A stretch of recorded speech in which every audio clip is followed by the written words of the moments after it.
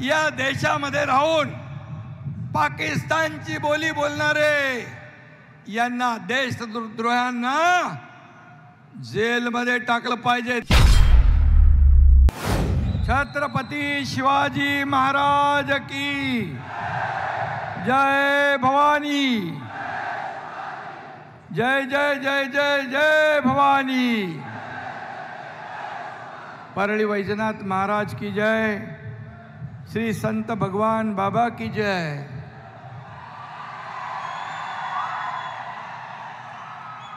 आणि सगळ्यांना जय श्रीराम।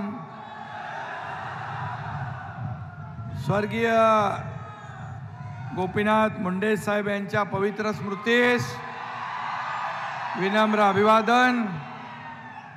आणि आपले विश्व नेते यशस्वी आणि जगात सगळ्यात लोकप्रिय असलेले प्रधानमंत्री नरेंद्र मोदीजी यांचं बीडमध्ये मी मनापासून स्वागत करतो।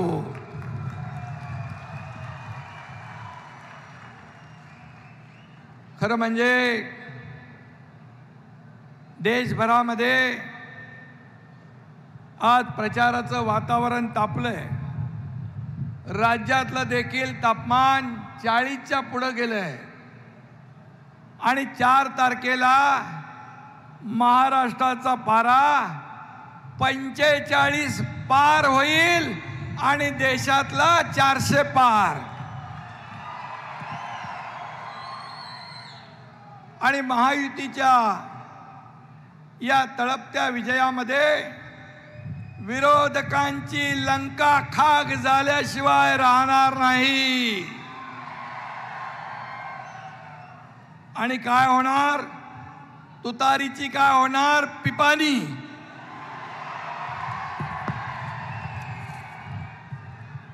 करणार ना? आणि आपल्या कारण देशामध्ये एकच गॅरंटी चालते, ती म्हणजे आणि आता देशातल्या लोकांनी गॅरंटी घेतले फिर एक बार मोदी सरकार आणण्याची। आदरणीय मोदी जी, आपको मैं बताना चाहता हूं कि हमारे बीड़ की जनता है, ये जनता बहुत प्यारी है। ये गांव के लोग हैं, सीधे साधे लोग हैं, इनके दिल में कोई खोट नहीं होती।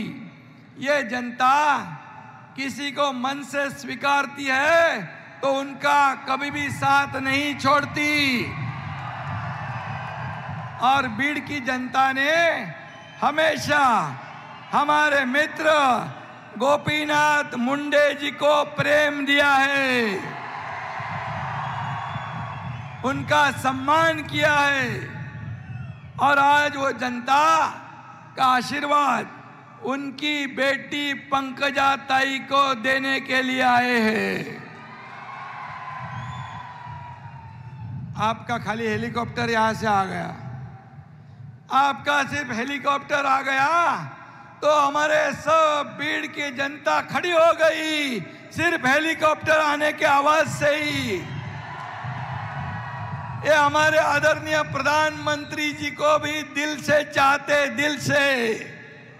और इसलिए मैं फिर एक बार ये जनता की ओर से, महाराष्ट्र की ओर से आपका तहे दिल से स्वागत करता हूं, हृदय से स्वागत करता हूं। आपको धन्यवाद भी देता हूं। बीडचे लोक काय म्हणतात? दिल्ली गाजवणार मुंडे साहेबांची लेक, कुठून आली तुतारी, चल उचलून फेक। फेकणार ना? बीडच्या लोकांना माहित आहे पंकजाताईंना मत म्हणजे आपल्या मोदीजींना मत, आणि मोदीजींना मत म्हणजे देशाच्या विकासाला मत, या विकसनशील भारत देशाला मत। आणि म्हणून मोदीजींनी आपल्या देशाचा लौकिक जगभरात वाढवला, जगभरात आपल्या देशाचा डंका पिटवलाय, जगभरात आपल्या देशाचं नाव रोशन केलंय. असा प्रधानमंत्री 10 वर्षात एकही सुटी न घेणारा आपल्याला लाभलेला आहे. बांधवांनो आणि भगिनींनो, पूर्ण जीवन या देश सेवेला अर्पित केलेला आपला हा प्रधानमंत्री. आणि म्हणून आपल्याला मी एवढीच सांगतो, आज संपूर्ण जग आपल्या बरोबर आहे आणि आपल्या देशातील इंडिया आघाडी पाकिस्तान बरोबर आहे. पाकिस्तानची बोली बोलू लागलेत. 26/11च्या हल्ल्यातील शहीद हेमंत करकरे यांचा मृत्यू कसाबच्या गोळीने झाला नाही असं काँग्रेसचे वडेट्टीवार बोललेत, बरळलेत. तसा माणूस बरा होता, काँग्रेसमध्ये गेला बिघडलाय, वाया गेलाय, देशद्रोही बाता करू लागलाय, पाकिस्तानची बोली बोलू लागलाय. तो कोण अब्दुल फारुक अब्दुल्ला म्हणतो पाकिस्तानकडे अणुबॉम्ब आहेत, पाकिस्तान ने चुड़िया भरी है क्या. अरे या देशात राहता आणि पाकिस्तानचे गोडगे गाता. हमारे पास तो सबसे बड़ा अणुबॉम्ब यहाँ बैठा है. वो सीधा घुस के मारता है, सर्जिकल स्ट्राइक करता है.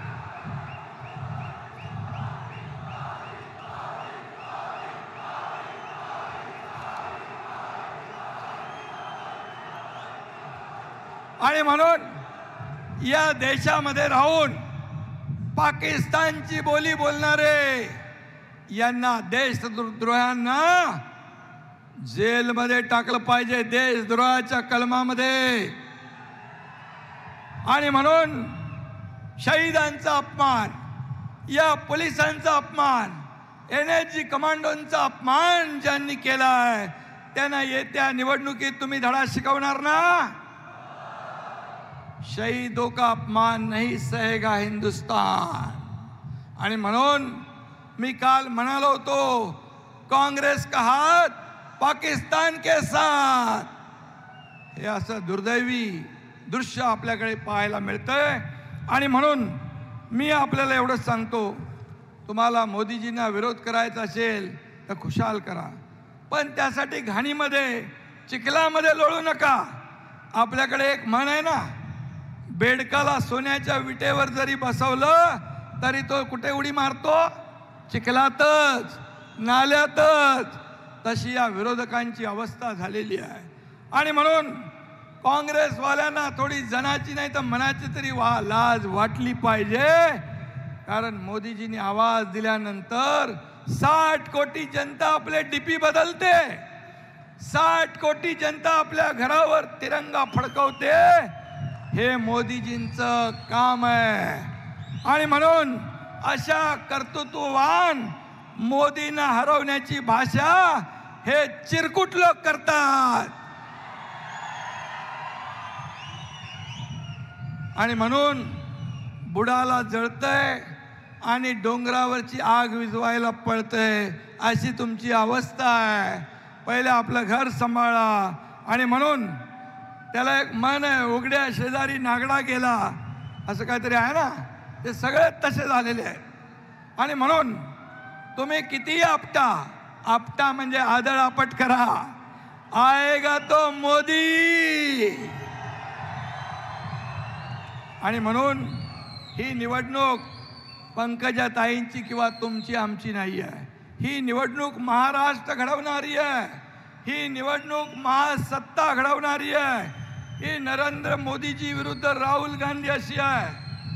आणि म्हणून मी आपल्याला एवढंच सांगतो, त्यांचं कट कमिशन आणि करप्शन फर्स्ट, इकडे नेशन फर्स्ट, देशभक्ती फर्स्ट, राष्ट्रभक्ती फर्स्ट. म्हणून येत्या 13 तारखेला मी आपल्याला विनंती करतो की आपण सगळ्यांनी मिळून पंकजाताईंना प्रचंड मताधिक्याने विजयी करायचं आहे.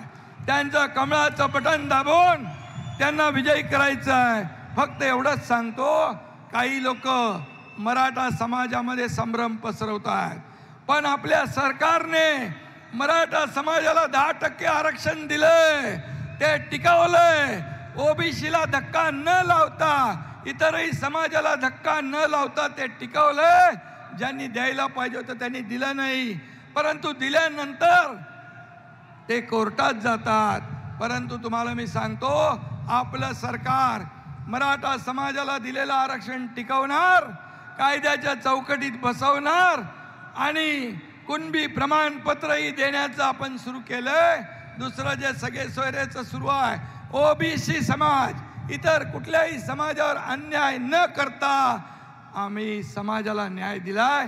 म्हणून तुम्ही कुणाच्याही भूल थापांना बळी पडू नका, तुम्ही कुठेही दिशाभूल करणाऱ्याला बळी पडू नका, एवढीच आपल्याला मी विनंती करतो. आणि पुन्हा एकदा आपल्या सगळ्यांच्या वतीने मी पंकजाताईंचं अभिनंदन करू. आज पंकजाताईंचं मी अभिनंदन करतो आणि आदरणीय प्रधानमंत्री नरेंद्र मोदीजींचं पुन्हा एकदा मी बीडवासियांच्या वतीने, महाराष्ट्र सरकारच्या वतीने मनापासून आपलं अभिनंदन, मनापासून आपल्याला धन्यवाद. जय हिंद, जय महाराष्ट्र, जय श्रीराम. देश विदेशातील प्रत्येक घडामोडींचे लाईव्ह अपडेट मिळवण्यासाठी आता साम टीव्हीच्या सर्व सोशल मीडिया प्लॅटफॉर्मला लाईक, फॉलो आणि सबस्क्राईब करा. तसंच सर्व नोटिफिकेशनसाठी बेल आयकॉन प्रेस करायला विसरू